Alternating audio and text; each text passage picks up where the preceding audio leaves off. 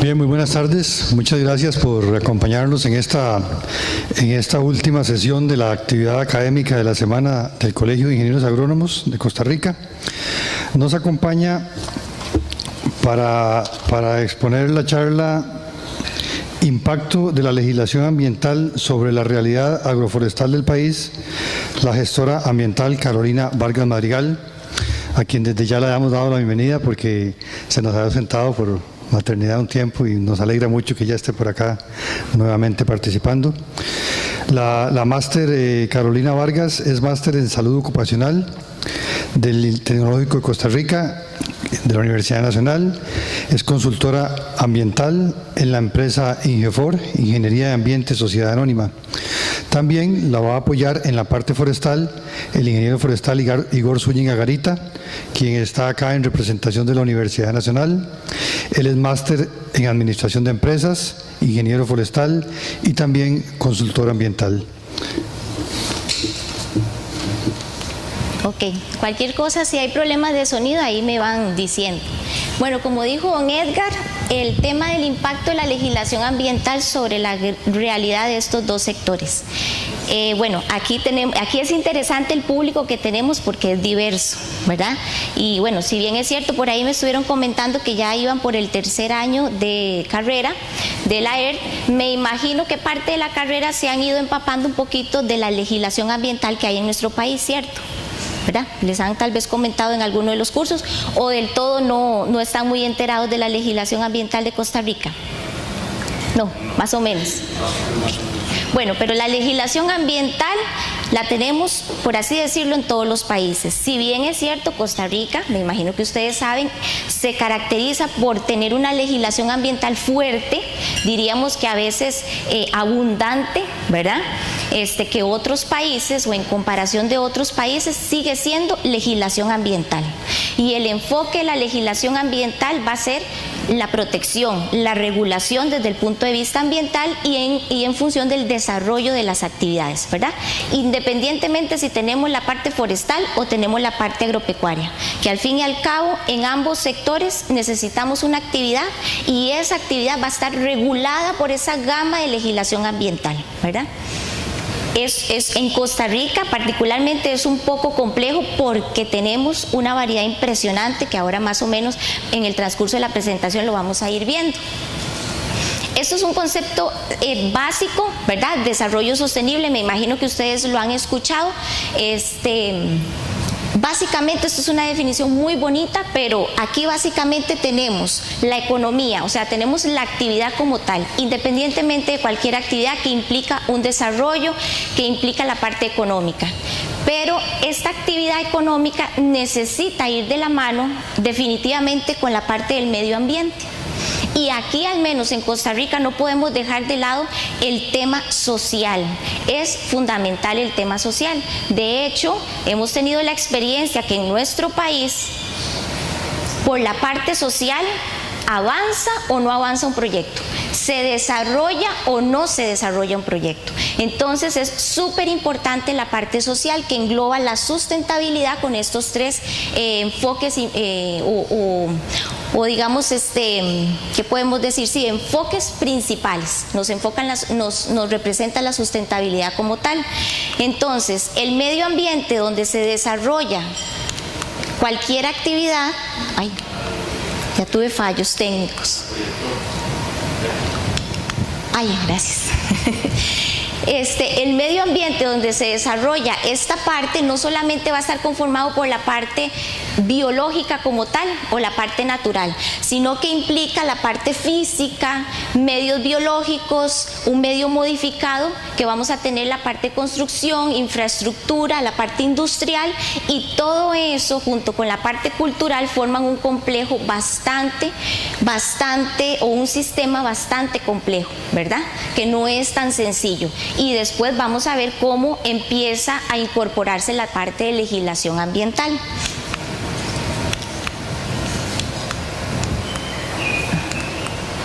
Ok, entonces ya vamos entrando en materia. Actividades productivas del sector agropecuario forestal. Tenemos la agricultura Principalmente aquí lo que hicimos fue poner lo que más se da en nuestro país. Tenemos la piña, el arroz, la palma, el banano, la caña, el café, entre otros. Básicamente enfocado en ese sector como tal de agricultura. Tenemos la ganadería extensiva o estabulada, ¿verdad? Para la producción de leche o comercialización de carne. La producción avícola y porcina, que es un tema muy interesante en nuestro país que se ha dado. A través del tiempo la regulación viene siendo un poquito más exhaustiva con estas áreas y ahora vamos a ver por qué.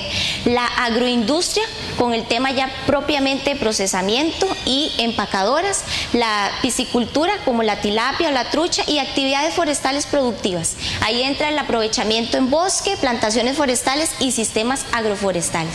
Entonces vean que tenemos un montón de sectores, que dichos sectores, si para llevar a cabo la producción de piña necesitamos una actividad como tal, una actividad productiva, y esa actividad productiva no puede desarrollarse a la libre en Costa Rica. Tiene que o implica la aplicación de una serie de legislación ambiental, que es lo que vamos a ver cómo va a llegar a impactar esa legislación ambiental con esa gran cantidad que tenemos en nuestro país, estos sectores. Entonces, tenemos aquí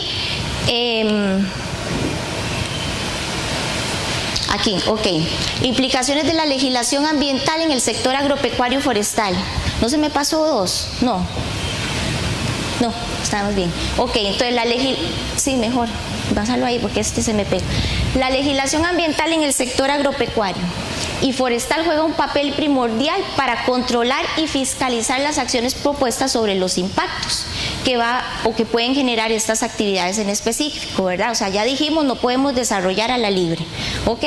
Entonces, sin embargo, si bien es cierto, lo podemos ver como un punto positivo, siempre va a ser un punto positivo, y aquí la idea no es criticar ni menospreciar la legislación que tenemos en el país.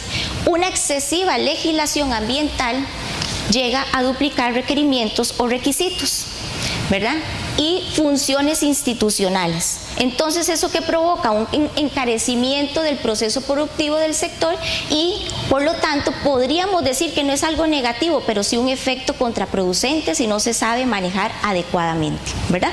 Entonces es lo que mucha gente dice, en Costa Rica no avanzamos y muchos desarrolladores vienen a nuestro país tratando de hacer proyectos, ¿verdad? De invertir, de innovar en la parte tecnológica y muchas veces chocamos con pared porque es una excesiva a veces acumulación de requisitos o solicitudes de requisitos que debemos cumplir para obtener o poder desarrollar cierta o X o Y actividad, ¿verdad? Ok, entonces aquí le sacamos un artículo que nos pareció un poco interesante de La Nación, de Jorge Cabrera, que es abogado ambiental, que es muy reconocido en el país, y él dice: en el 2015 se reafirmó la tendencia a incrementar la legislación ambiental mediante decretos. Estamos cargados de decretos y reglamentos. Y otros instrumentos, no siempre de forma coherente ni respondiendo a una política nacional clara.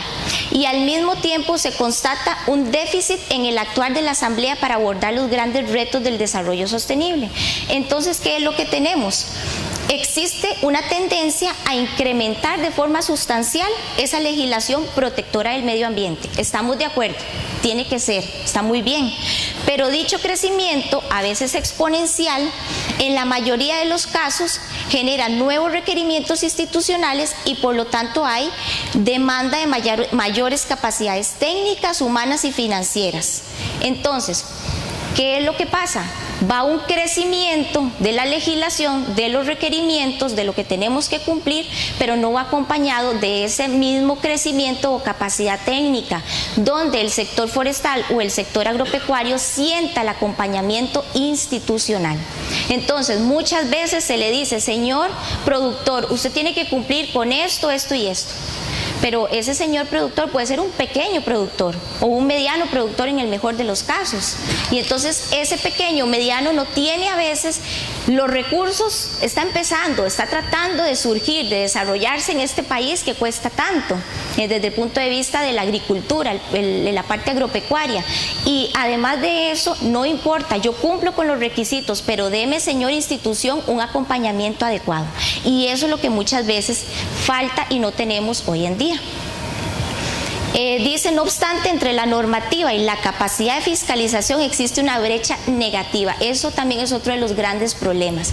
Entonces, ¿qué hacemos con mucha legislación si no tenemos la capacidad de fiscalizar, que al fin y al cabo es lo que importa, ¿verdad?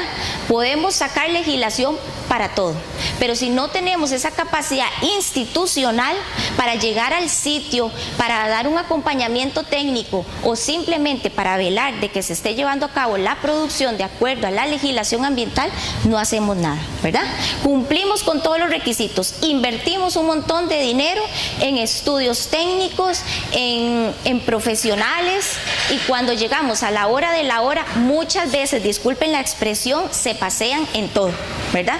Y no existe de parte institucional muchas veces esa capacidad de llegar a fiscalizar y ver que el desarrollador, el productor o la actividad en el sector forestal o agropecuario se esté desarrollando conforme toda la legislación ambiental. Como cita Cabrera, la excesiva normativa genera mayores requerimientos institucionales y por consiguiente hay una demanda de recursos, los cuales en la actualidad no van de la mano con el desarrollo del país.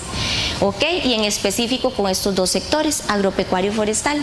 Aunado a esto, la gran problemática hoy en día en el sector productivo es esa falta de acompañamiento institucional, ¿verdad?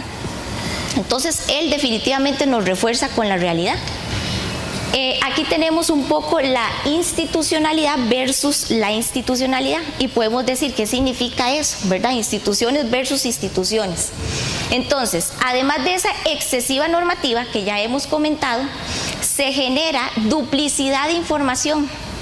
Y yo creo que aquí algunos que estén presentes en el sector o que sean empresarios o desarrolladores de proyectos lo saben y lo han vivido, la duplicidad de información, ¿verdad?, que existe. Entonces, entre las mismas instituciones o muchas veces una institución que tiene oficinas regionales, por ejemplo, Ministerio de Salud, para ponerles un ejemplo, para una actividad específica me pide en Heredia ciertos requisitos y en Jacó me pide el mismo Ministerio de Salud como institución, ¿verdad?, pero con su oficina regional en Jacó me pide el doble de requisitos, ¿verdad? Y ojalá sea el mismo productor. Entonces dice, ¿cómo es esto? Yo ya cumplí con mi proyecto, mi actividad en Heredia, ¿verdad?, que es un lugar específico, me voy y me expando y voy a desarrollar en otro lugar y me encuentro con otro panorama totalmente diferente y es la misma institución, ¿verdad? Y también tenemos a veces instituciones regulando un solo recurso. Por ejemplo, tenemos Senara, Dirección de Aguas, Ministerio de Salud, AIA y SINAC, regulando el recurso hídrico. De alguna u otra manera tienen que ver con el recurso hídrico, ¿verdad? Entonces, por ponerles un ejemplo, cuando uno llega a Ministerio de Salud y en el sector agropecuario se da mucho, o en el tema de porcinas o avícolas, implica el tema de plantas de tratamiento. Entonces llegamos a hacer una planta de tratamiento que primero no es una inversión barata, ¿verdad? Entonces se lleva a cabo, se pide el permiso de ubicación del Ministerio de Salud, se les da, empieza todo el proceso y resulta que el Ministerio de Salud dice, bueno, está bien, tiene que seguir con todos los reglamentos y decretos específicos que ahora vamos a ver y necesita dentro de la infraestructura un cabezal de desfogue, ¿verdad? Ese cabezal de desfogue es una infraestructura que está en la zona de protección del río o del cauce o del cuerpo de agua receptor de forma permanente, tiene que ser para desfogar esas aguas que vienen del sistema de la planta de tratamiento. Y llega SINAC y dice, no señor, en el área de protección usted no se mete. Entonces, a veces existen esos vacíos institucionales que también no existe una resolución del conflicto, por así decirlo, porque es un conflicto para el desarrollador o para el productor. ¿Y qué hago? Si tengo una institución que me dice para cumplir con todo el sistema tiene que hacer esto, y otra institución que me pone trabas y me dice ahí no se meta, ¿verdad? Legislación aplicada al sector agropecuario y forestal. Entonces, aquí lo que hicimos fue un esquemita o una imagen donde mostramos una actividad productiva, cualquiera que sea. Imaginémonos que nos estamos desarrollando en el sector forestal o agropecuario en algo, en alguna actividad como tal. Vean la gama, y eso que esto es la legislación general. No estamos desglosando, por así decirlo, decretos y reglamentos que implican cada una de esas leyes. Entonces tenemos ley forestal, ley orgánica del ambiente, ley general de la salud, ley de aguas, ley de planificación urbana, ley para la gestión integral de residuos, que hoy en día ha sido de las últimas y un boom y todos tenemos que cumplir, ley SENASA, ¿verdad? Y de ahí se derivan un montón de reglamentos y decretos específicos para cada actividad o para el proyecto que necesitemos desarrollar, o que se mezclan unas con otras, ¿verdad? No necesariamente si vamos a hacer esta actividad me voy a esta específica. Casi que todas estas se desarrollan en un montón que tenemos que aplicar en el sector forestal o agropecuario.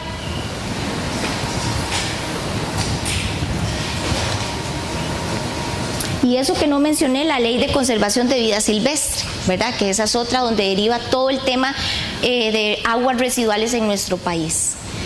Entonces, vimos aquella a nivel de actividad con la legislación en general, ¿verdad? Tenemos esta firmina donde hablamos de las instituciones asociadas al sector. O sea, ¿qué instituciones yo como sector tengo que verme involucrado? ¿Verdad? Y muchas veces es un calvario, por así decirlo, muchas veces llega a ser una frustración, porque así nos lo han dicho, muchas veces es estresante llegar, tener tu actividad o desarrollarse en el sector y tener que lidiar con SETENA, Dirección de Aguas, SINAC, Ministerio de Salud, SENASA, SENARA, AIA, INBU y municipalidades. Y a veces, si yo ocupo ir a SETENA, que es la Secretaría Técnica Nacional Ambiental, me piden un montón de requisitos para cumplir, para diferente actividad, ¿verdad? Quiero sembrar piña, tengo que cumplir un montón de requisitos.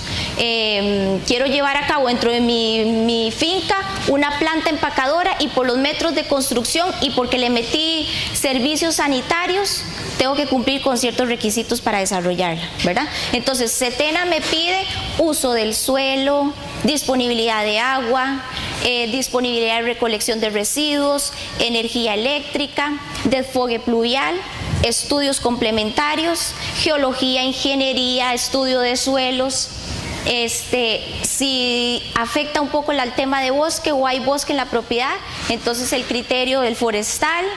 Entonces, vean la cantidad de requisitos y de estudios técnicos que tenemos que cumplir, y posiblemente cuando esa misma actividad llega a la municipalidad a pedir el servicio, el permiso de construcción, las municipalidades o nuestros gobiernos locales, entonces llegan y me vuelven a pedir, presente el desfogue pluvial, presente el estudio hidrogeológico específico. Entonces es donde entramos en la duplicidad de información, ¿verdad? Que ahora a lo último hacemos una recomendación de una ventanilla única que parece ser, se ha venido hablando un poco a nivel de país, precisamente para evitar o simplificar esto. Entonces ahí sí ya entramos con la legislación específica. Tenemos la Ley Orgánica del Ambiente. La Ley Orgánica del Ambiente en su artículo 17 habla de la evaluación de impacto ambiental. La evaluación de impacto ambiental en Costa Rica implica que todo proyecto que genera un impacto, que genera residuos, que va a afectar o modificar el medio donde se va a desarrollar, tiene que cumplir con la evaluación de impacto ambiental. Y para ello crea la SETENA, que es la Secretaría Técnica Nacional Ambiental, que es la institución, una de las tantas instituciones que vimos anteriormente. Entonces, de ahí Les trajimos un poquito los más conocidos o los más específicos, que es los decretos o reglamentos. De ahí deriva el decreto ejecutivo 31849, que es reglamento general sobre los procedimientos de evaluación de impacto ambiental. Entonces ahí hay un anexo donde ustedes ven el tipo de actividad, pequeño, mediano, gran productor, metros de construcción, dependiendo de la categoría. Entonces, o dependiendo de la actividad, entonces se tiene que cumplir con una serie de requisitos, de estudios complementarios para entregarlos a la SETENA, que les den una viabilidad ambiental y poder desarrollar el proyecto. Pero no es solo SETENA, después se viene Ministerio de Salud si ustedes tienen planta de tratamiento, después se viene SINAC si hay el tema de bosque y retiros, después se viene el tema de municipalidad para el permiso de construcción. Entonces vean cómo se interrelacionan todo este montón de instituciones. Aquí lo que hicimos fue un pequeño esquema, resumen de esos proyectos que pasan por la evaluación de impacto ambiental, porque además de eso viene otro reglamento o decreto que me viene a decir o a estipular qué hacer para actividades que ya estaban construidas antes de la Ley Orgánica del Ambiente del 95 y antes del 2004, que es el reglamento que les indiqué. Entonces ahí viene a decir que para aquellas actividades que ya estaban construidas tengo que cumplir con un EDA, un estudio de diagnóstico ambiental.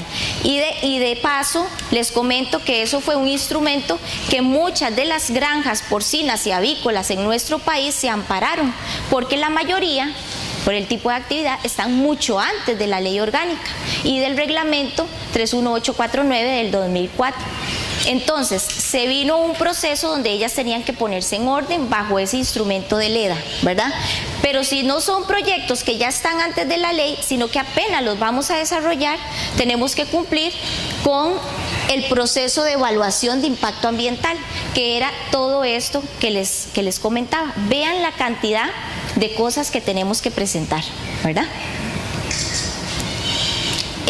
Dependiendo, ahí en el esquema, tal vez si volvés un momentito, Igor, tras de eso, dependiendo del tipo de proyecto o la magnitud de proyecto, tenemos instrumentos de evaluación ambiental. Algunos son sencillos, por así decirlo, con poquitos estudios, por así decirlo, entre comillas, aunque los productores, los agricultores nunca ven poquito la cantidad de requisitos que nos piden para desarrollar sus actividades, y además, si la producción se agranda, nos piden más cosas. Tenemos que llevar o aplicar instrumentos de evaluación aún mayores, como el plan de gestión ambiental o en todo caso un estudio de impacto ambiental, ¿verdad? Y eso implica mayores estudios, mayor recurso técnico, profesionales que tienen que pagarse, estudios que tienen que hacerse, y obviamente eso se reduce o se transforma en un encarecimiento del proceso. Bueno, ya eso más o menos lo comenté. Ok, vamos con la Ley General de la Salud. Entonces ya vimos la Ley Orgánica del Ambiente con unos cuantos puntuales reglamentos y decretos. La Ley General de la Salud me deriva en un ente rector que es el Ministerio de Salud. Y de este ente rector del Ministerio de Salud, que le da la facultad en el artículo 287, se me deriva el reglamento de aprobación y operación de sistemas de tratamiento de aguas residuales, que los ocupamos hoy en día para todo proceso productivo. Y entonces, ¿qué implica eso? Para construir y operar un sistema de tratamiento de aguas residuales deberá contar con un permiso de ubicación y con el permiso de construcción. Y si ustedes quieren el permiso de ubicación, tienen que seguir con todo un proceso ante el Ministerio de Salud para determinar o saber que esas aguas van a ir a un cauce permanente, y entonces ahí les tira o les rebota con un reglamento de vertido y reuso de aguas residuales. Y además de eso, no solamente es cumplir con ese reglamento, sino que al final nos rebota con la parte de canon de vertido. O sea, el canon es el pago que ustedes tienen que hacer por ese vertido a un cuerpo de agua receptor. Entonces vean cómo empezamos Ministerio de Salud con un mismo recurso, y al final con el canon terminamos metiéndonos en dirección de aguas del MINAE. ¿verdad? Y entonces vean cómo una sola parte de esa actividad nos lleva a un montón de instituciones y por lo tanto un montón de requisitos. Ok, aquí un poco el reglamento técnico de insumos agrícolas, plaguicidas sintéticos formulados e ingredientes activos. Bueno, aquí en general tenemos otro tema que es muy importante porque la parte agropecuaria definitivamente implica y necesita la regulación del uso de plaguicidas y todos sus insumos. Entonces, el ente rector ahí tenemos otra gama y ahí imagínense que en solo ese tenemos tres: el MAC, el Ministerio de Salud y el MINAE. ¿Ok? Entonces, si bien es cierto, su objetivo es regular el uso de plaguicidas, ¿verdad? La participación aquí del Ministerio de Salud en el registro de plaguicidas, en el uso agrícola, y todo esto tiene una participación súper importante, pero no solamente el Ministerio de Salud como tal, sino que tiene que ir acompañado del MAC, del Servicio Fitosanitario del Estado y del MINAE. ¿Ok? Entonces vean cómo un pequeño reglamento, una pequeña parte me lleva a un montón otra vez de instituciones, ¿verdad? En otro sector. Ok, ley para la gestión integral de residuos. En la ley para la gestión integral de residuos dice que todas las actividades englobadas en el Reglamento General de Permisos de Otorgamiento del Ministerio de Salud y la Ley SENASA, que deriva en el Reglamento General para el Otorgamiento de Certificados Veterinarios de Operación, todas esas actividades tienen que cumplir con la Ley para la Gestión Integral de Residuos, la 8839. ¿Ok? Entonces, quiere decir que todos, absolutamente todos, las actividades de este país tienen que cumplir con la ley, y muchas veces en los certificados veterinarios de operación, en las granjas porcinas avícolas, les decían, no, pero cumpla con un plancito de residuos, y de ahí el productor hacía lo que podía. Llegaba Ministerio de Salud, que es el que lo regula, y dice, no señor, el plan de manejo de residuos, el programa de manejo de residuos de su actividad tiene que cumplir con el decreto. Y el decreto dice las pautas y los requisitos, y además de eso tiene que ir firmado por un gestor ambiental. Entonces llega el productor y dice, bueno, pero ¿por qué primero no me dijeron eso desde el inicio para yo prepararme? Y segundo, ¿qué es esto? ¿Verdad? Entonces, ¿dónde está el acompañamiento y dónde está la ayuda de los pequeños y de los medianos? Porque es una serie de cosas que, si bien es cierto lo que hemos venido diciendo, son positivas, tratan de regular las diferentes actividades, ¿verdad? No las podemos dejar a la libre, pero a veces no van de la mano, ¿verdad? No están, no sé si decir, no están planificadas de acuerdo a la realidad del sector. Ok, la ley para la gestión de residuos, los entes rectores, o el ente rector es Ministerio de Salud, ¿verdad? Aquí hay un principio importantísimo que a veces el sector agropecuario no lo sabe. El principio de responsabilidad extendida del productor, ¿verdad? Hay un principio de responsabilidad compartida que es para nosotros generadores, personas, por así decirlo, físicas, jurídicas, con el tema de la generación de residuos ordinarios. Pero el principio de la responsabilidad extendida del productor es para residuos de manejo especial, y por lo general en el sector forestal o agropecuario tenemos residuos de manejo especial por el tipo de actividad. Entonces, ¿qué es lo que pasó? Por ejemplo, tenemos un caso de Prodex, ¿verdad? No sé si conocen la empresa que hace los aislantes térmicos, que es espuma y aislantes que se utilizan mucho hoy en día en la construcción o en los galpones, en la parte porcina para refrescar, ¿verdad? Entonces Prodex hacía esos aislantes y esas láminas, y además de eso hacía unas espumas que protegían las manos de los bananos, por así decirlo, ¿verdad? Entonces, con el riego esa espuma se impregnaba de agroquímicos, y muchas veces a través del tiempo, tal vez cuando esta ley no había salido todavía en el país, porque es reciente, bueno, el 2010 y su reglamento, las bananeras lo que hacían, en el mejor de los casos disponían, pero otras veces los enterraban. O mucho en Guapiles y en el sector de Caribe, porque yo soy de allá, y uno notó el cambio. O sea, me acuerdo los ríos donde íbamos con mi familia y después ríos verdes, porque así son, eran ríos verdes, y el olor fuerte de la parte de agroquímicos, ¿verdad? Ahora mucha gente critica las piñeras y conste que no estoy ni defendiendo ni poniéndome en contra, pero hoy en día las piñeras se desarrollan en Costa Rica, donde tenemos una legislación fuerte y donde ha habido una excesiva o bastante regulación, que no está mal, pero las bananeras a través de los tiempos, de los años, se desarrollaron prácticamente a la libre, ¿verdad? Y uno lo notó, y tengo toda la potestad de decirlo porque soy de la zona y yo lo noté. Entonces, ¿qué fue lo que pasó? Ese montón de residuos de manejo especial, enterrados o depositados en los ríos sin control. Entonces, cuando se vino esta ley, ¿qué fue lo que tuvo que hacer Prodex? No, tuvo que recibir los contenedores de las bananeras en su empresa, ahí en el Parque Industrial BES, en Alajuela, y ver qué hacía con ese montón de espuma impregnada de agroquímicos. Porque el productor, porque la responsabilidad compartida o la responsabilidad extendida del productor va más allá del ciclo, todo el ciclo de vida, incluye fases postindustrial y postconsumo, ¿verdad? Entonces, sí, la empresa que lo compra, las bananeras, estamos de acuerdo, tienen que hacerse responsables, no pueden depositarlo ni enterrarlo, posiblemente tuvieron que pagar su transporte y la inversión de llevarlo hasta la Alajuela, pero Prodex tiene que recibirlo y ver qué hace con ese residuo, ¿verdad? Pero muchas veces en la parte agro no sabemos de esta responsabilidad.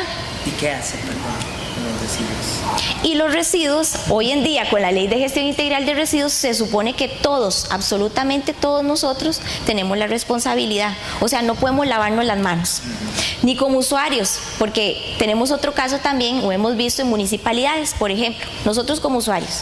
Entonces, resulta que el camión municipal de recolección de residuos pasa por las rutas y resulta que mi casa está metida en una alameda o está metida en una pendiente y no llega el camión. Entonces, ¿qué es lo que han llegado a decir los usuarios a la municipalidad? Señor municipalidad, usted no pasa al frente de mi casa, entonces deje de cobrarme el servicio de recolección de residuos.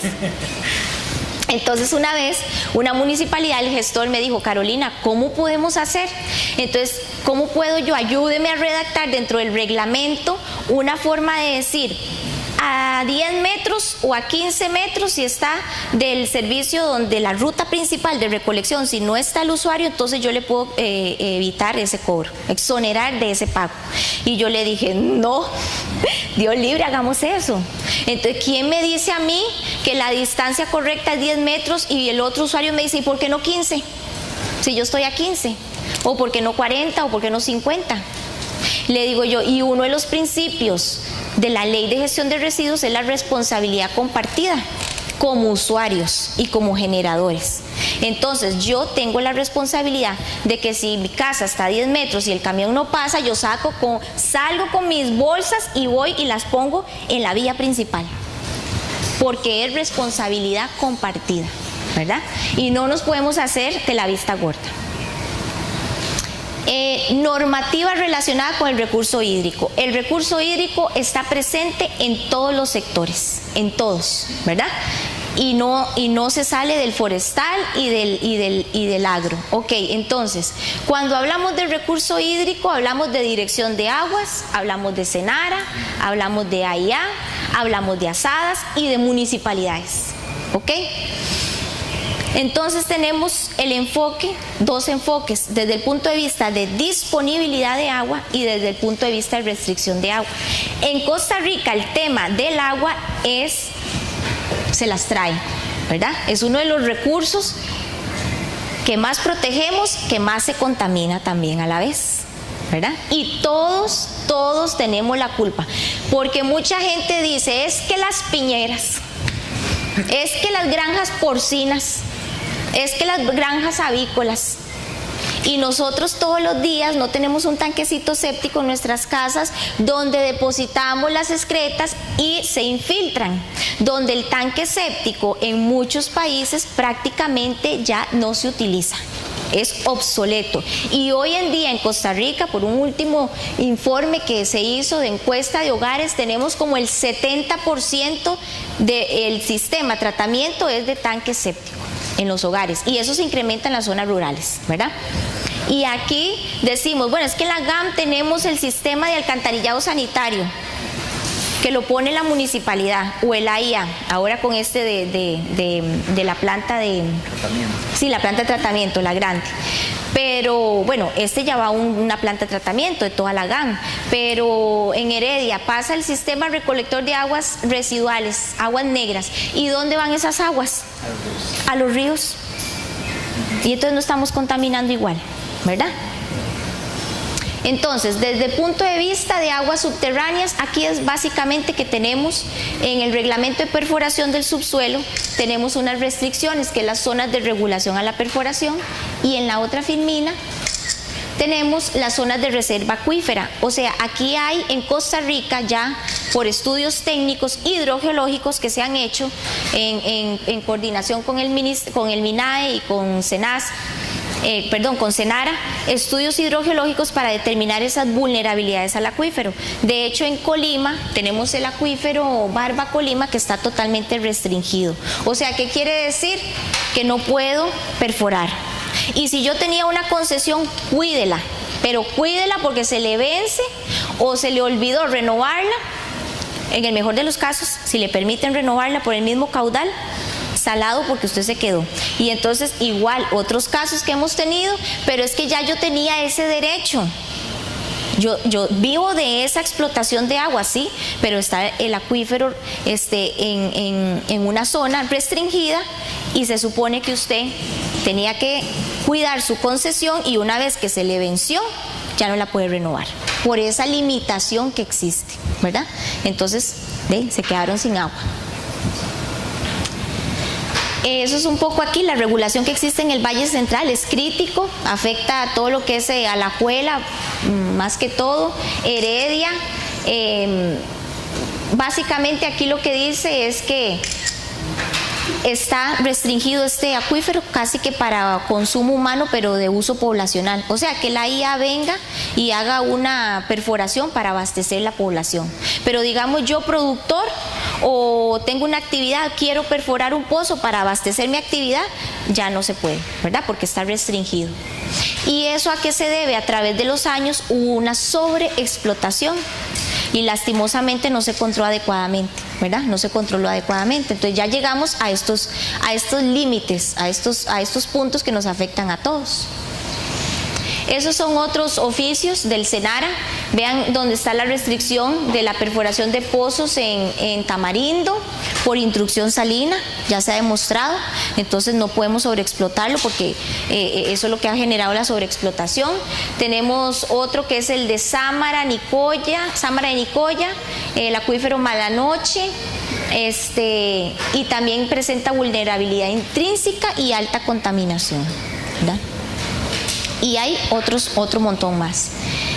Entonces, básicamente esto, en todo el tema de la parte ambiental, ¿en qué se traduce? En otro de los grandes problemas. Entre instituciones no se comunican las cosas y no existe una comunicación o una retroalimentación constante. Entonces, ¿qué ha pasado? Llega un proyecto o una actividad a Setena, se le da la viabilidad ambiental, y cuando llega al Senara, dice Senara, ¿cómo que usted tiene viabilidad ambiental si este acuífero está restringido? Y presenta alta vulnerabilidad. Y para este tipo de proyectos usted no podía obtener la viabilidad ambiental porque tiene que explotarlo y está restringido. Entonces existe una descoordinación institucional o desconocimiento entre instituciones. Y muchas veces lo que decimos aquí en nuestro país es que se tiran la pelota, ¿verdad? Y uno es el que anda bailando por todo lado. ¿Y qué pasa? Si Setena no hace lo que le corresponde en este caso, ¿de qué? Sí, de hecho aquí está un tema de la sala constitucional donde dice precisamente, o donde se refleja la falta de interés total, le llaman, de parte de la Setena, ¿verdad? En no comunicarse o en no informarse sobre las restricciones que presenta otra institución como es el Senara, ¿verdad? Entonces, aquí lo que dice la Constitución y lo que dice la Sala es, se aplica el indubio pro natura, ¿verdad? O sea, existe un riesgo a la naturaleza, tiene que ajustarse a lo que proteja más a la naturaleza o al medio físico biológico. Pero no ¿verdad? exención a la setena.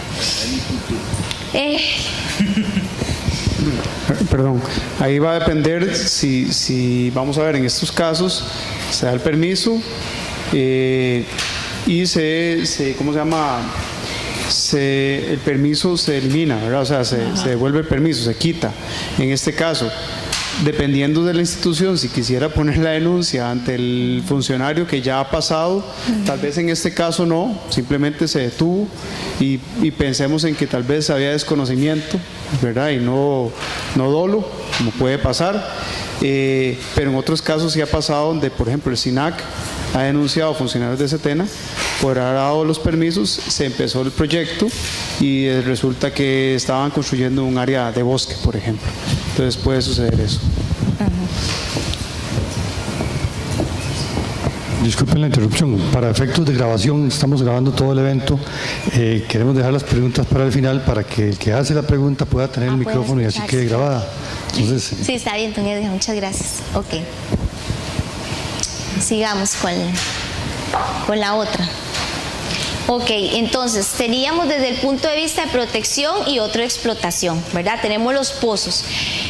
Eso es un tema también que se las trae, ¿verdad? Porque a veces cuando no existe disponibilidad de agua por el ente rector, que puede ser municipalidad, AIA o asadas, entonces se le permite al productor o al sector hacer pozos, ¿verdad? Pero hay que tener mucho cuidado porque a veces hay algunos vivillos. Entonces la ley me permite el pozo artesanal, que es para uso doméstico, usted no tiene que sacar concesión. La concesión es un proceso también complejo, es un proceso donde se tiene que llenar un formulario, ir con la perforadora, hacer todo un estudio hidrogeológico para determinar las condiciones donde llevar a cabo la perforación. Pero el pozo artesanal es el pozo que se hizo a pico y pala y es el pozo que se usa para temas domésticos, ¿verdad? Meramente para uso doméstico. Entonces, ¿qué es lo que dicen muchos? Bueno, voy a hacer un pozo artesanal y resulta que terminan metiéndole aquella bomba y haciendo riego y utilizándolo para todo. Entonces, es cuando se vino una serie de inspecciones y sanciones para poner en orden. ¿Por qué? ¿Por qué se vino ese control tan exhaustivo? Porque precisamente por lo que vimos de los acuíferos, algo estaba pasando en nuestro país. Los acuíferos estaban siendo sobreexplotados y resulta que la base de datos de Dirección de Aguas reflejaba otra cosa y en la realidad en campo se determinó que existía un montón de pozos ilegales, ¿verdad? O pozos que empezaron siendo artesanales y terminaron siendo utilizados para la parte productiva, ¿ok?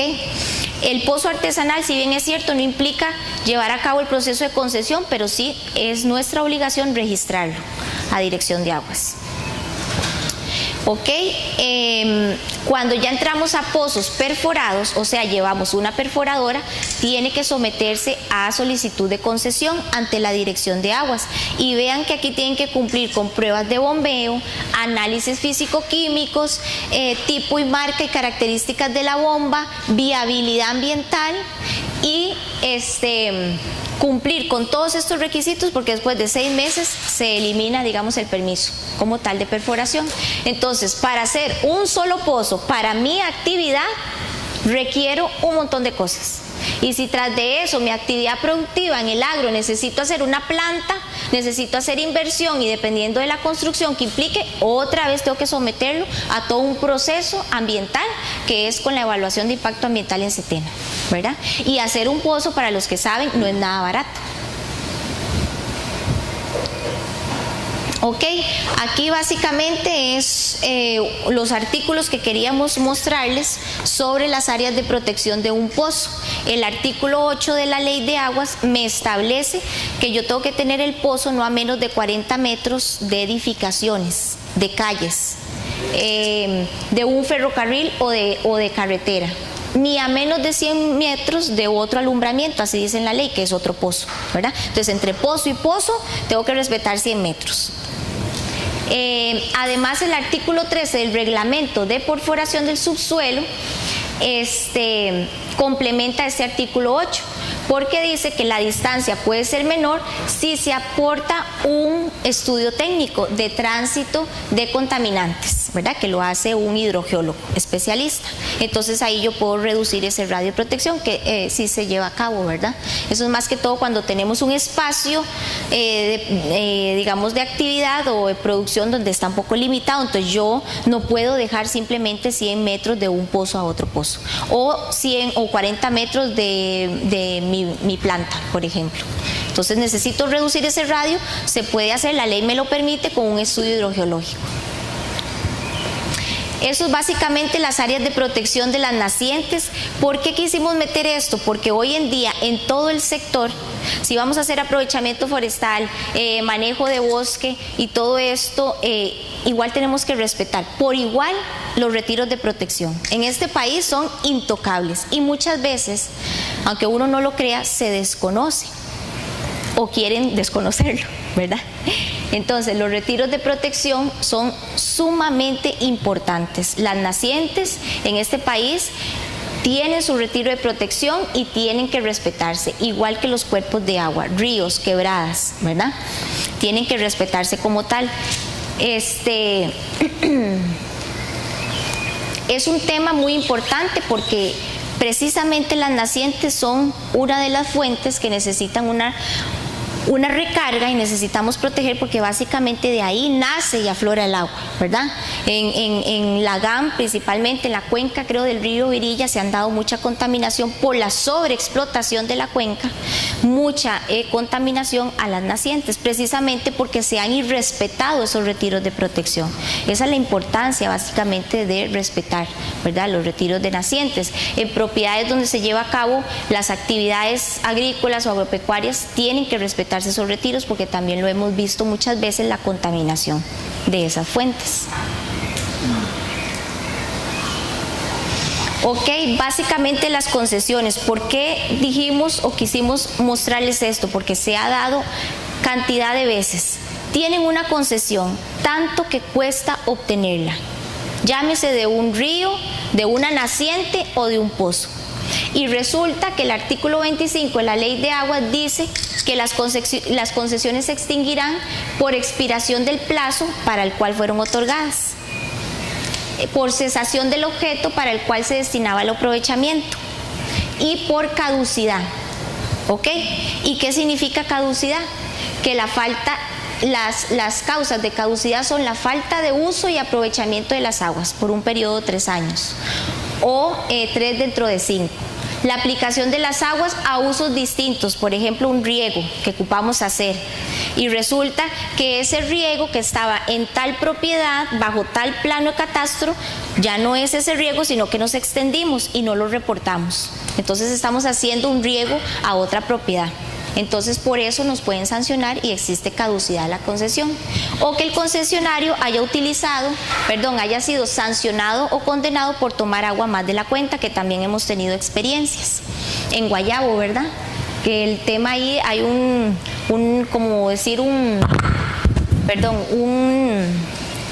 era como una quebrada, como una quebrada, pero de agua termal. Entonces hacían fiesta con el agua termal para el tipo de actividades turísticas que se desarrollaban ahí, pequeños hoteles, piscinas, ¿verdad? Todo eso. Entonces ahí tuvieron mucho problema con la sobreexplotación. Entonces vean cómo a veces el sector no conoce esto. Y es que también, a ver, si bien es cierto, muchas veces el sector está un poco limitado, ¿verdad? Y no tiene ese acompañamiento institucional, y además de eso, sin menospreciar, son productores o sectores que apenas vienen surgiendo, tratando de salir adelante, donde posiblemente estas herramientas no las tienen, pero si tuviéramos una institucionalidad a nivel de país que nos acompañe realmente, que nos informe, que nos eduque, sería diferente. sería diferente. Posiblemente un costarricense bien educado o un productor bien educado lo piensa, lo evita, y así posiblemente no ocupáramos tanta fiscalización que de por sí no la tenemos. Sí. ¿Verdad? Ok, bueno, ya aquí enfocamos un poquito la ley forestal, que aquí se los dejo al ingeniero forestal para que les hable de este tema en específico. Bueno, buenas tardes. Carolina me pidió este último punto, ya aquí ya estamos casi que finalizando la charla. Ella me pidió específicamente este punto, que es muy específico en materia forestal, y es qué es lo que dice la ley forestal. La ley forestal, además de fiscalizar, controlar y velar por un sector forestal, ya sea productivo, también viene a regular otros sectores, ¿verdad? Por ejemplo, en este caso el artículo 33, que Carolina estuvo hablando de las áreas de protección, es el que establece cuáles son las áreas de protección de cuerpos de agua, ya sean quebradas, nacientes o lagunas, en este caso, ¿verdad? Entonces, si vemos ahí, además de que tiene que ver con un sector forestal, tiene que ver con cualquier sector. ¿En qué sentido? La producción agrícola o cualquier construcción de granjas avícolas, granjas porcinas, si vamos a sembrar piña, ¿verdad?, banano o cualquier otro producto, tienen que contar con las áreas de protección, y eso es lo que no está pasando en muchos sectores. Nos ha tocado trabajar en algunos casos en procesos de compensación, conciliación. ¿Por qué? Porque son actividades que se han metido en las áreas de protección, y eso es muy grave porque el no cumplir con esta normativa es penalizado, ¿verdad? Y muchos productores han tenido que pasar por estos procesos. Entonces, la ley, el artículo 33, lo que me dice es cuánto es el área de protección de cada uno de los cuerpos de agua, ya sean quebradas, que estamos hablando de 15 metros del borde de la quebrada, ¿verdad?, hacia afuera en ambos lados del borde de la quebrada. En caso de que sean área metropolitana, GAM, estamos hablando de 10 metros de protección, y si estamos hablando de áreas con pendientes ya de 35% para arriba, estamos hablando de un área de protección de 50 metros del borde de la quebrada, ¿verdad? Entonces eso hay que manejarlo muy bien. En el caso de las nacientes, estamos hablando de que las nacientes que no son captadas, porque ahorita que vimos anteriormente, la ley de agua lo que dice es que cuando son nacientes captadas para uso humano, el área de protección de una naciente es de 200 metros. En caso de que no sea captada, la ley forestal lo regula con 100 metros de radio de protección. Eso puede decir muy sencillo, pero cuando estamos en áreas amplias, en áreas boscosas, donde no es fácil detectar una naciente, podemos cometer el error de invadir o cortar árboles en áreas de protección. ¿Y esto qué hace? Que genere penalización al que lo haga, ya sea un productor o puede ser cualquiera de nosotros, ¿verdad?, o cualquier profesional que ¿cómo se llama?, dé el permiso o la solicitud de un corte de un árbol sin saber que hay una naciente en esa área. Y están las lagunas o embalses, que cuando son lagunas naturales o embalses, ¿verdad?, que son del Estado, ¿cómo se llama?, del área de protección es de 50 metros. ¿Qué dice entonces? En el caso de que no hay que hacer en las áreas de protección, lo que no tenemos que hacer es cortar árboles, ¿verdad? O sea, hay que impedir la corte de árboles y la invasión del mismo. Y algo interesante, y que Carolina habló del problema de institucionalidad, y lo interesante es que no es el SINAC, el Sistema Nacional de Áreas de Conservación, o el MINAE, el que define esas áreas. El que lo delimita es el INVU, ¿verdad?, que tiene que ver con un tema de un instituto que tiene que ver con vivienda y urbanismo. Entonces, vean un poquito la incongruencia en quién define áreas y quién no. Además de la ley forestal, también nos habla de un artículo 28. La ley forestal es muy amplia, así como todas las leyes que se han hablado anteriormente, pero nosotros vamos a algunos puntos muy específicos y que generan a veces un poco de inquietud. Por ejemplo, el artículo 28 es muy importante, porque el artículo 28, que habla del fomento de las plantaciones forestales, lo que dice es que un árbol plantado, si ustedes plantan un árbol, pueden cortarlo, siempre y cuando no esté en área de protección, ¿verdad? Y a veces nos vemos involucrados y a mí me llaman a preguntar, mira, ¿puedo cortar un árbol? Entonces, si yo me veo el artículo 28, digo, bueno, es un árbol que usted lo sembró, usted puede mostrarlo, sí, puede cortarlo sin ningún permiso, ¿verdad? Ya si es un árbol regenerado naturalmente, un árbol en bosque, ya estamos hablando de otro artículo. Y esto, artículo 28, lo que me dice es que me incentiva a la producción de plantaciones forestales, que quiere decir que es como una actividad agrícola. Yo puedo sembrar plantaciones, puedo cortarlas. Eso sí, lo que me dicen las normativas es que yo puedo cortarlos, pero para transportarlo necesito un certificado de origen, o sea, me necesitan a mí como forestal para que yo les certifique que eso viene de una plantación forestal. Entonces, me dan permiso, pero me regulan también la salida de ese árbol. ¿Okay? Después está el tema del bosque, ¿verdad? El artículo 19 que habla de los bosques privados, y hay mucho productor agrícola que tiene áreas de bosque, o productores o personas que tienen bosque y que trabajan en aprovechamiento forestal. Lo que nos dice es que usted no puede hacer un cambio de uso en bosque, de acuerdo al artículo 19. Entonces, a menos de que sea un proyecto de conveniencia nacional, que yo pueda hacer un cambio de uso. Y cuando hablamos de cambio de uso es pasar de bosque a no bosque, ya sea otra actividad agrícola, vivienda, urbanismo, etcétera. Entonces, yo no puedo hacer ese cambio de uso a menos de que tenga esas excepciones, y si lo voy a hacer, hay toda una reglamentación asociada a eso. Entonces es importante que el productor, tanto agrícola como forestal, sepa de eso. Y no solo agrícola o forestal, personas que trabajan en turismo, ecoturismo y que quieren construir, tienen que saber sobre esta legislación. Y está el tema en tema de manejo de bosques, cuando yo quiero aprovecharlo. Hay toda una normativa para aprovechamiento de bosque a través de un plan de manejo forestal, que aquí veo algunos colegas que han trabajado y trabajan en esa área de manejo forestal, que cada vez es más complicada y más restringida, ¿verdad? Por un tema de legislación, hace más restringido en sí sacar madera de bosque, y además de que la política va más enfocada al conservacionista y la protección del bosque más que aprovecharlo. Pero bueno, los que estudiamos esto y los que estamos aquí, sabemos que el bosque se puede aprovechar y para eso hay herramientas para hacerlo. Pero bueno, no hay concordancia en lo que tenemos en la normativa con lo que la política quiere, ¿verdad? O el país quiere. Vean, algo interesante ahí en ese anterior es que si yo quiero hacer un cambio de uso, ¿verdad? Ya entro también en otra normativa. Tengo que hacer una evaluación de impacto ambiental, entonces tengo que ir a CETENA. Entonces ya hay, además de que el SINAC me dice qué es lo que tengo que hacer para hacer cambio de uso, también tengo que ir a CETENA para demostrar que ambientalmente puedo hacer el cambio de uso.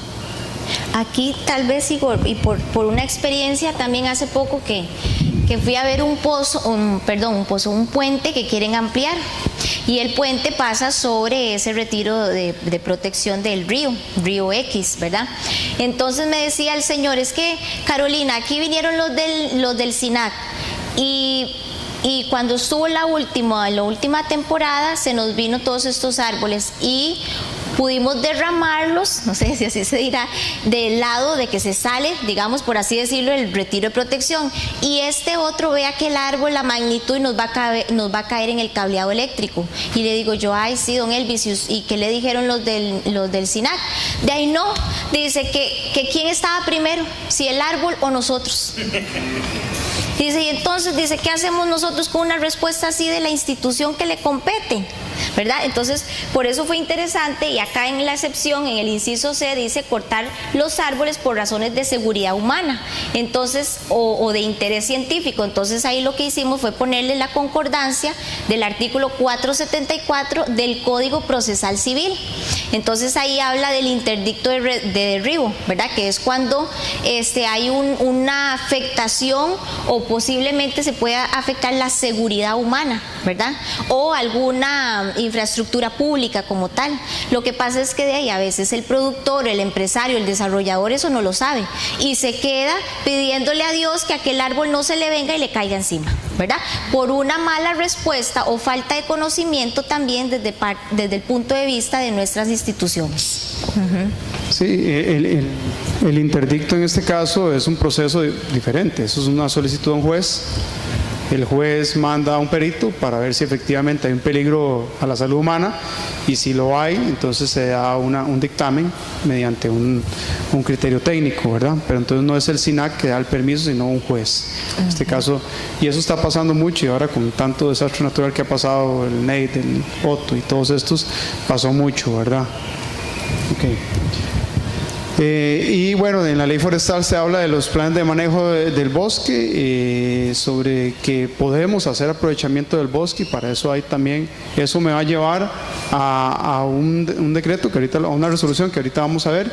Y también en el caso de árboles aislados en áreas de potrero, ¿verdad? Porque es que tenemos esos casos, está la reforestación a través de plantaciones forestales, tenemos el bosque, y por otro lado, ¿qué pasa con los árboles que están en el potrero que crecieron naturalmente? ¿Verdad? En estos casos aplica el artículo 28, que yo puedo cortar hasta 3 árboles por hectárea en estos casos para efectos de aprovechamiento forestal maderable, y para eso se necesita contar con un regente forestal que haga todo el trámite para poder solicitar la corta de estos árboles. Entonces, si ustedes ven, también hay toda una normativa específica sobre eso que nos lleva a estas resoluciones, que son el reglamento de regencias forestales, que los que somos regentes forestales tenemos que tener conocimiento de qué es y cuál es nuestra función en el papel que cumplimos. Está el manual de procedimientos para aprovechamiento maderable en terrenos de uso agropecuario, que salió en el 2010, o situaciones especiales, que es para cuando no es ni bosque ni son plantaciones forestales, y el caso de los estándares de sostenibilidad para manejo bosque natural, que son todos los procedimientos para poder hacer planes de manejo y solicitar ante el SINAC los permisos de aprovechamiento de bosque. Entonces, para terminar, generamos ahí un poquito de qué es lo que hay que hacer y qué es lo que está pasando, porque si ustedes ven, hablamos de el 30 o 40%, 50%, pongámosle, de la normativa que hay, pero detrás de eso hay mucho más, y detrás de eso hay toda una institucionalidad. Entonces, ¿qué es lo que se requiere en este caso? Que haya una simplicidad en la normativa y que disminuyan muchos de los trámites, ¿verdad? Evitar la duplicidad de requisitos, o sea, que si hay 5 instituciones trabajando bajo el recurso hídrico, ¿por qué 5 y no 1 o 2? ¿Ok? La digitalización de los trámites, ya, por ejemplo, el Colegio de Ingenieros y Arquitectos, me estoy metiendo en otra área, ya tiene digitalizado ya está en un proceso de digitalizar hasta los bitácoras.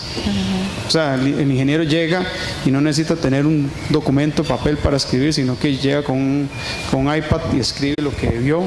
Entonces, en las regencias ambientales también ya se quiere entrar en ese proceso. Un regente ambiental va, llena la bitácora digitalmente, ya queda registrado en el sistema, no tengo que andar con un papel que se pierde la bitácora, que se llena barro, que etcétera. Y por qué no las regencias forestales hacer lo mismo.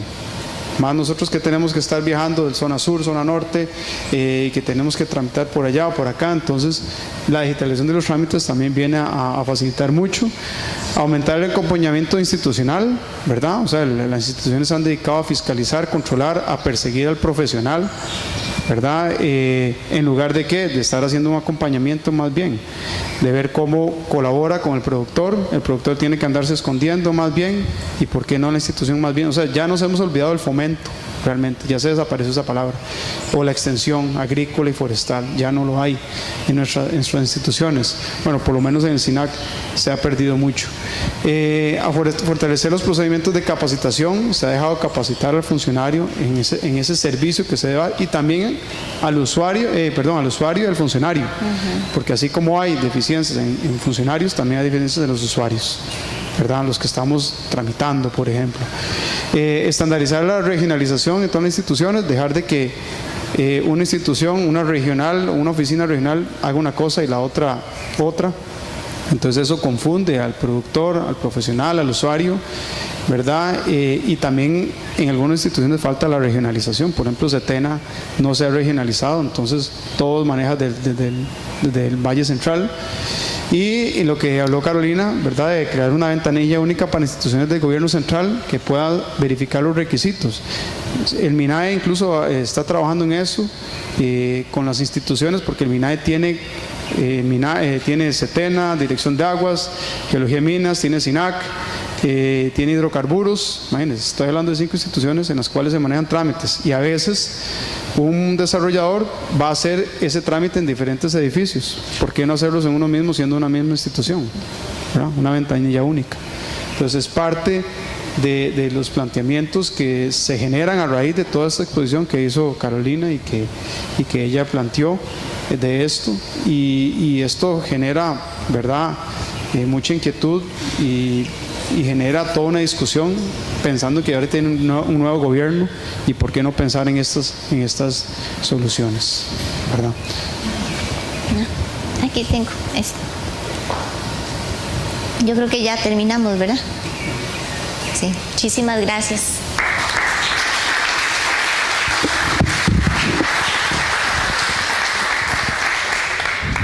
Tenemos espacio para preguntas.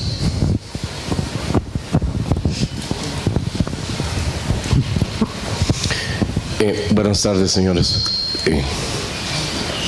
Me complace la presentación. Gracias. Muy importante. Gracias. Y lo digo porque yo estoy en esos trámites y de verdad que se tiene que llenar uno de paciencia. Con relación a eso, hay un grupo de productores en el lado atlántico, el lado de Pocosí, yo soy de Pocosí, que estamos muy interesados en iniciar una travesía de darle un valor agregado a nuestra madera.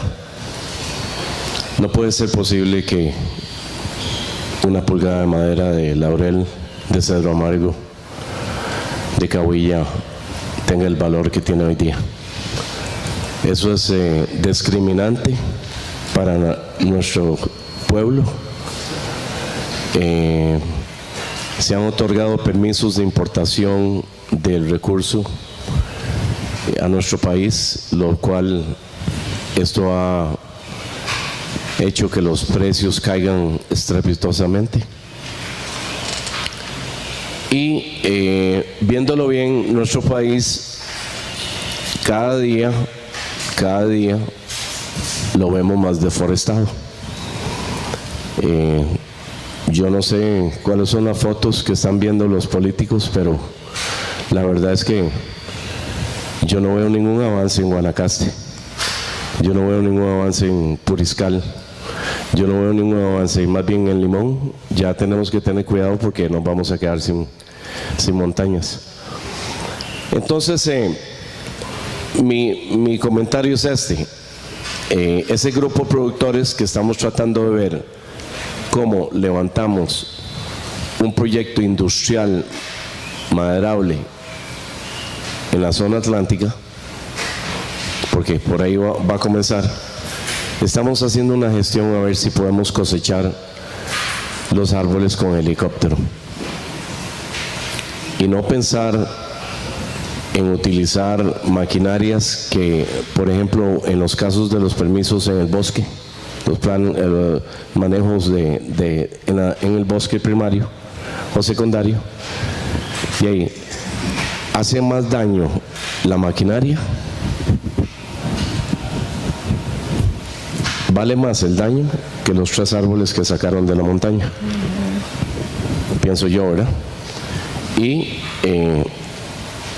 para nadie es un secreto, ¿verdad? Esto no es un secreto. Como muchas tecnologías que hay en otros países, vemos lo bueno pero no lo copiamos, lo malo sí lo copiamos. Cosechar, ver la posibilidad de conseguir permiso para cosechar la madera con helicópteros. Y esto lo digo por cualquiera que lo quiera hacer. Nosotros vamos a hacer esa propuesta a nivel de pequeño productor y mediano productor. ¿Por qué? Porque hay muchas ventajas en ahorrar tiempo, menos daño en la montaña, o sea, ni se da cuenta el bosque cuando va el árbol para arriba y no sucede absolutamente nada de abajo. Más bien le podemos hasta cortar más árboles por hectárea, mucho mejor todavía, y dejar los que vienen para arriba que comiencen a captar carbono. Entonces quería introducir eso hoy día. Me llamó la atención la presentación, por eso me vine y vengo a una reunión de Cartago de manejo de residuos sólidos y dije, bueno, voy a ir a mi colegio porque quiero ir ahí y hacer esta consulta, a ver qué podríamos hacer, cómo podríamos iniciar esta gestión en el SINAC, con el MINAE o yo no sé a dónde, pero sí me gustaría para ver si comenzamos. Bueno, ¿cuál es su nombre, perdón? Don Oscar. Bueno, Oscar, en primer lugar la pregunta es sacarlos de bosque o de áreas de no bosque. O de bosque. Ok. Bueno, vamos a ver. Voy a dar un ejemplo salido del área forestal. En un tiempo que estuve trabajando con algunos proyectos en las zonas costeras, ya proyectos más, digamos, urbanísticos, hoteles. En ese tiempo se habló de la desalinización, ¿verdad? Entonces se hablaron de plantas desalinizadoras. Y todo el mundo, ¿qué es eso? Donde en Aruba, en otras islas es normal. ¿Por qué? Porque no hay agua dulce. Y eso pensando un poquito en qué vamos a hacer con el agua, que no había agua, entonces necesitaban desarrollar. ¿Por qué le comento esto? Porque estamos en algo novedoso, igual, algo nuevo. Y el problema en este país es que cuando viene algo nuevo no sabemos qué hacer. Y a veces no queremos dejar resolver. Vamos a ver, me parece una excelente idea, se hace en otros países, he entendido y he escuchado que se hace en otros países, pero hay que empezar por, y perdón que lo ponga así, hay que normar, ¿verdad? Porque si no está en la legislación y si no está en la normativa, hay que ver de qué forma se puede normar. Y como dice usted, ¿a dónde hay que dirigirse eso? Hay que ir al SINAC. Y hay que hablarlo desde el SINAC, pero hay que llevarlo técnicamente bien fundamentado. O sea, se lo digo por experiencia porque han salido muy buenas ideas, pero si no están normadas, si no están legisladas, el problema es que el funcionario cuando vienen cosas nuevas, no se les va a dar permisos porque no tiene cómo responder. O sea, yo le estoy dando respuesta de lo que puede pasar en la realidad. ¿Y qué es la recomendación? La recomendación sí es llevar una propuesta bien técnicamente fundamentada y ojalá desde algún punto de vista legal bien fundamentado. Yo creo que si es una buena idea y si eso viene a disminuir costos, que usted habló al principio, el tema del costo, ¿verdad? Y que va a llevar al bajo precio del aprovechamiento, y si va a disminuir el impacto ambiental, yo creo que esas propuestas deben ser bien escuchadas, ya sea en acompañamiento con el colegio, en acompañamiento con la academia, que aquí veo algunos colegas ahí de la Universidad Nacional o el Tecnológico. Sería interesante que vaya con un buen acompañamiento técnico y legal para poder proponer esas ideas, pero eso es lo que yo le podría responder, ¿verdad? Un momento, disculpe señor, tenemos una palabra pedida por aquí. No, para ayudar un poquitito, como usuarios, como administrado, nosotros tenemos la posibilidad de hacer lo que no nos prohíban. Entonces, si el plan de manejo tiene muy bien fundamentado el argumento de por qué es más sostenible aprovechar con el helicóptero, el documento técnico es el que manda, porque eso es lo que evalúa. Entonces, nada más lo argumenta bien y eso se lo tienen que aceptar. Pero eso sí tiene que argumentar por qué es más sostenible que usar la tecnología vieja. Porque el administrado puede hacer lo que la ley no le prohíbe. Y no está prohibido. Sí. Aquí, don Edgar. Muchas gracias. Inclusive, yo iba a incluir un detalle más. Miren lo que sucedió ahora con el huracán Otto. Estamos grabando. Perdón. Veamos lo que sucedió con la incidencia del huracán Otto. No sabemos cuántos más vienen detrás ahora, ¿va? Pero pidámosle a Dios que ninguno. Ahí hay miles, o sea, millones de pulgadas de madera en el suelo. Y están ahí viendo a ver cómo la sacan. O no la van a sacar. O sea, duele mucho ver, porque ahí yo conozco gente de esa zona y tienen, y me están contando, tienen miles de pulgadas de madera en el suelo y no ha sucedido nada. Entonces, con un helicóptero, eso se hace, pero muy eficientemente, ¿verdad? Sin hacer daño en el bosque, más bien le haríamos un favor al bosque. Sí. No, me parece muy bien, don Oscar. Incluso disculpe si soné muy negativo. Pero ¿verdad? Digamos, y muchos colegas de aquí lo pueden incluso, para el tema de voto, y hasta hubo una resolución donde usted podía. Y yo escuché usuarios que ni así pudieron haber sacado mucha madera esta. Entonces, lo que quiero decir, incluso le justificar muy bien técnicamente y legal, pero sí es bueno entrar en un proceso de conversación, porque son temas muy novedosos, que la administración todavía a veces no está acostumbrada a cómo resolver ese tipo de situaciones. Entonces es bueno verlo antes. Perdón.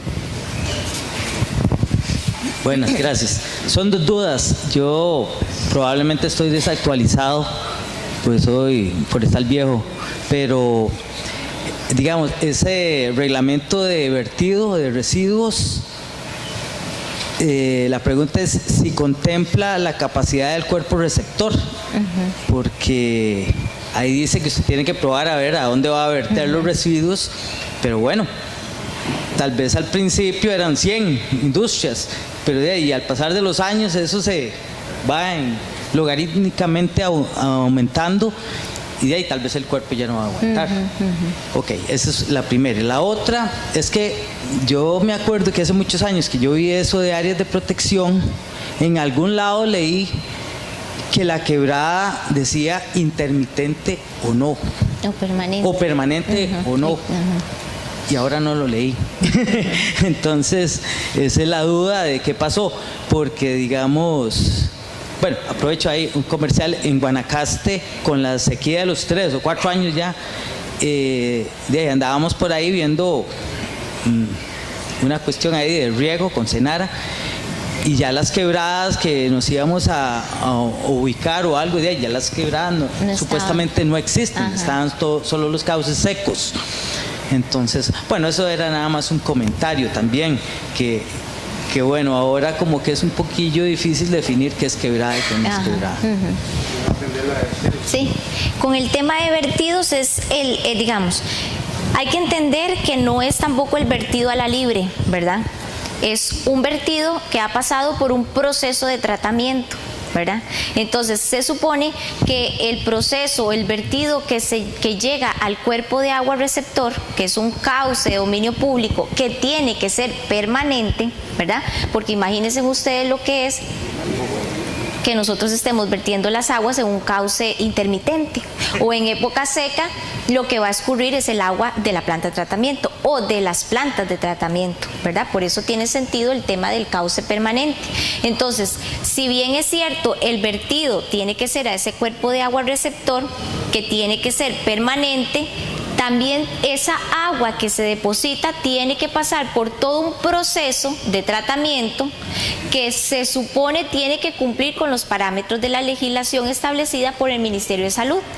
Entonces, básicamente, esos parámetros, que son una lista enorme donde tienen que cumplir con reportes operacionales, se supone que esos parámetros son acorde y que esa contaminación que estamos aportando básicamente es reducida a nada.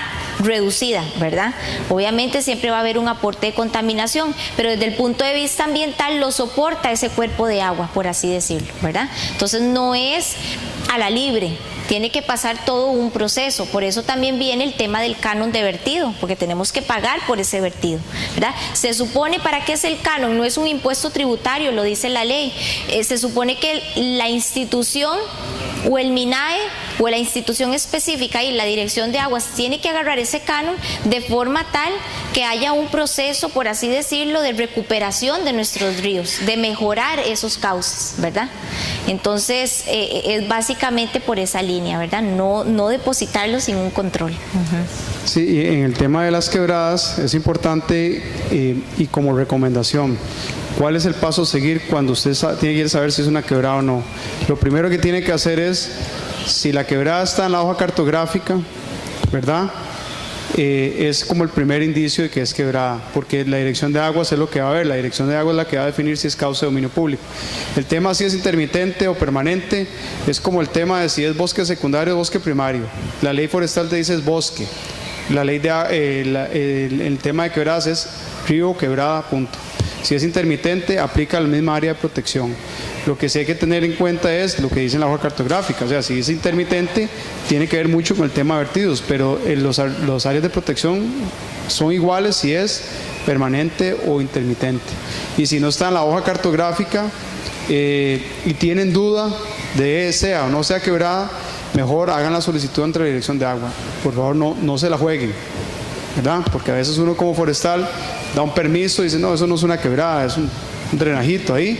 Llegó el SINAC, digo, esto es quebrada, usted está cortando árboles en área de protección, llegó agua, digo, ojalá llegue un aguacero y baja agua, eso es quebrada, y usted para cárcel, ¿verdad? En el peor de los casos. Sí, Edgar. Sí, son dos temas. Uno es con respecto a la responsabilidad ciudadana sobre el conocimiento de las leyes y la aplicación que tiene que tener, ¿verdad? Nosotros, el Estado paternalista ya no puede seguir en el sentido de que les tenemos que transmitir todo, la ley se publica, es deber de cada ciudadano conocer la legislación que está relacionada con la actividad que vaya a desarrollar. Desde ese punto de vista, nosotros en SENASA lo que pedimos es siempre una declaración jurada, se le hacen ver cuáles son las legislaciones que están relacionadas con la actividad que va a desarrollar y se le hace ver que en la declaración jurada él está diciendo que conoce todo lo que se relaciona con su actividad, pero tenemos que insistir en que cada ciudadano acepte esa responsabilidad, si no, no vamos a pasar. Pueden haber leyes, instituciones, ventanillas únicas. Si cada persona no asume su responsabilidad, no vamos para ningún lado. El otro punto es el de ventanilla única, me parece una propuesta muy, muy interesante. También en SENASA, en la región Brunca, por lo menos para trámite de CBO se ha implementado, se hace a través de la municipalidad. Entonces, en un mismo lugar el señor hace todos los trámites y ha funcionado muy bien. Me parece que la municipalidad es un ente muy adecuado porque es el que administra el territorio y es el que debería descentralizar todos esos requisitos y los funcionarios y lo que haga falta para que funcione bien. Perfecto, sí. Muy bueno. Un gusto verla, Patricia, tanto tiempo. Es que me sonó interesante el tema de la responsabilidad. Claro, todos tenemos que tener responsabilidad de lo que diga la legislación. Tal vez nosotros, y sí es importante, en el énfasis que hicimos en el acompañamiento y el fomento es que la realidad es esa, ¿verdad? O sea, hay gente que entra en negocios nuevos, producción, y el funcionario, y yo sé que usted es de esas, ¿verdad? Atender, ¿verdad?, al usuario, que a veces lo decimos porque a veces no se da.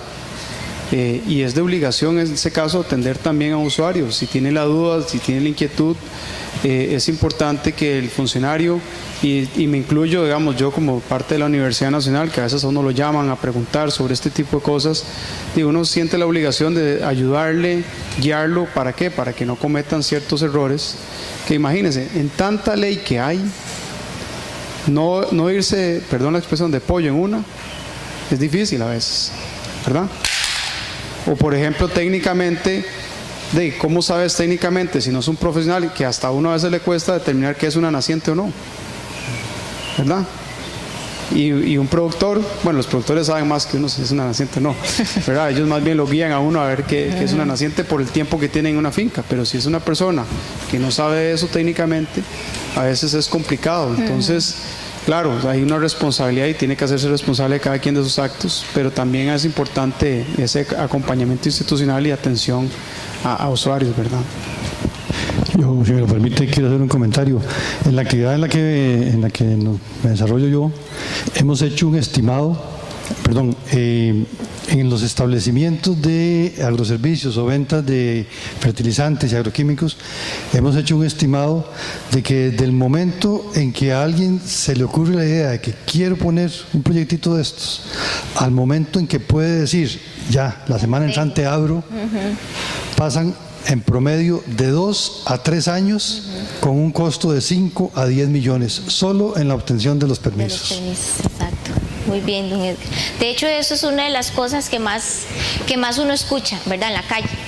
Esa preocupación del productor, del pequeño, ¿verdad?, empresario, del pequeño productor. O sea, ¿cómo hacemos en este país para surgir y desarrollarnos si tenemos que pasar por esas etapas previas que son sumamente caras y que requieren tanto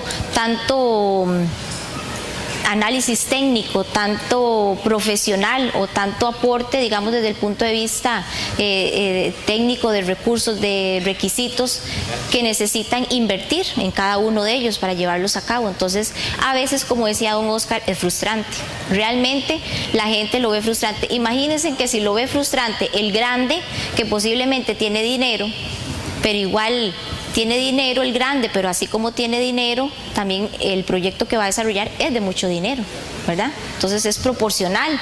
El pequeño posiblemente le cuesta muchísimo, para él esa inversión de 1 o 2 millones es demasiado, ¿verdad? Pero para el grande, dólares son millones, ¿verdad?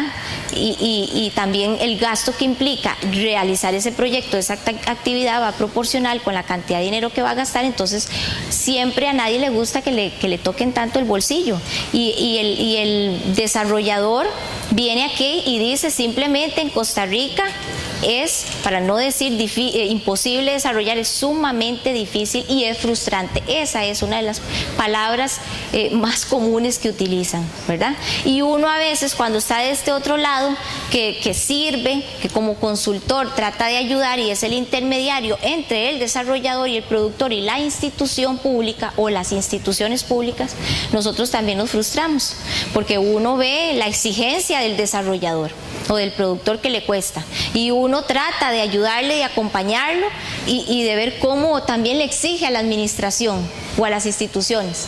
Pero por ejemplo, con Setena nos ha pasado ahora, de estos últimos días para atrás, nos hemos dado cuenta que tienen un atraso de 300 expedientes. 300 expedientes que no caminan, ¿verdad? Y entonces, ¿qué es lo que dicen los técnicos? Es que a mí me tiran y no hay recurso humano. Entonces, por otro lado, también la institución es una frustración interna. Entonces, todos terminamos frustrados, ¿verdad? Pero es sumamente complicado. Sí, eso que dice Edgar es interesantísimo, y gracias por el aporte, Edgar. Aquí yo creo que la mayoría somos profesionales y me imagino que vamos a ser consultores de alguna u otra forma, ¿verdad? Y esta charla lo que queremos traer es que vean todo lo que ustedes tienen que saber. ¿Por qué? Porque ustedes dicen, bueno, es que yo no voy a meterme en aguas porque yo soy agrónomo. Mentiras. Va a tener que entrar en ese proceso. Es que yo no soy forestal. Bueno, si necesita cortar 5 o 10 árboles, tiene que entrar en ese proceso. Tiene que saber sobre todo esto, y usted tiene que asesorar al productor. Entonces tiene que conocer sobre toda esta situación y el tiempo. Y a veces no mentirle, ¿verdad? Porque a ese productor uno le dice, mira, si eso yo se lo saco en 3 meses. Mentiras. 3 años ahí invirtiendo. Entonces es importante ustedes, los que están estudiando, bueno, algunos colegas que hoy, saber y conocer sobre toda esta legislación, ¿verdad? ¿Para qué? Porque es parte de un todo, ¿verdad? Y ver cómo solucionamos eso.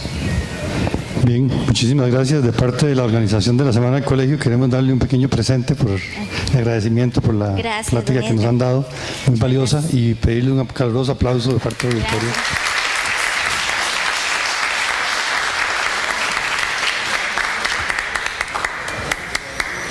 ¿Me piden la palabra un momento más? Sí, yo quiero agregar un detallito más, y eso que estamos hablando de cuánto tiempo dura un trámite, es también como ella dice. Pero el detallito que quiero agregar es este. Conozco montones de pequeños productores que tienen una parcela de 20 hectáreas o 10 hectáreas. Y en esas 10 hectáreas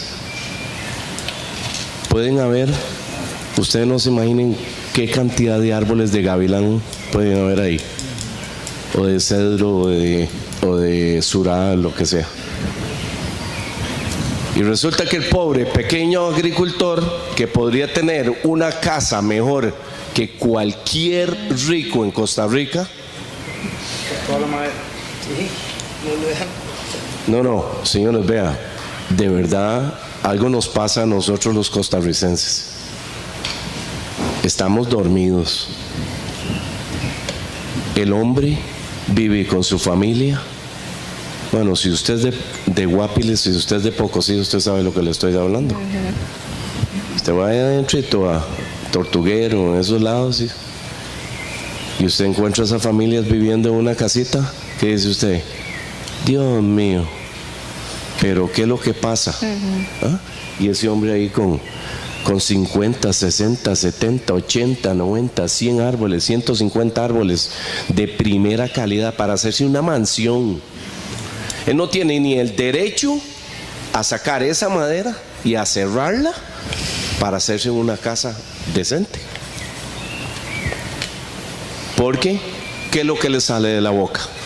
¿Qué es lo que le sale de la boca de ese pobre hombre? Lo primero que dice: ah, no, hombre, ¿para qué voy a llamar yo el Minay, man?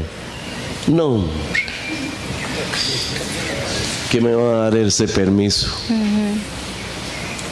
El otro, lo mismo, la municipalidad, el permiso de construcción. No, de veras, es excelente la presentación. Ojalá que la pudiéramos unir a muchos problemas que hay ahí en el ambiente, como relación, manejo de residuos sólidos municipales, que en eso estamos nosotros, que es sí una lucha. Bueno, que en el colegio conocen nuestras presentaciones. Y otras actividades que ustedes tengan, muchachos. Es bueno conocer esta tramitología y saberla bien, bien así al dedillo, porque eso les va a ayudar muchísimo a surgir, ¿verdad? Y ya gracias a Dios que los conozco, porque ya sé dónde irme. Bien, me informan que la siguiente plática que teníamos para ahora, después del café, por motivos ajenos a nosotros, del instructor, no pudieron llegar y no se va a dar. Entonces, ahorita los invitamos a tomarnos un cafecito y con ese café damos por cerradas las actividades académicas de la semana y los invitamos mañana vamos a tener acá varias actividades del tipo deportivo. Entonces, los invitamos a tomar café. Muchas gracias.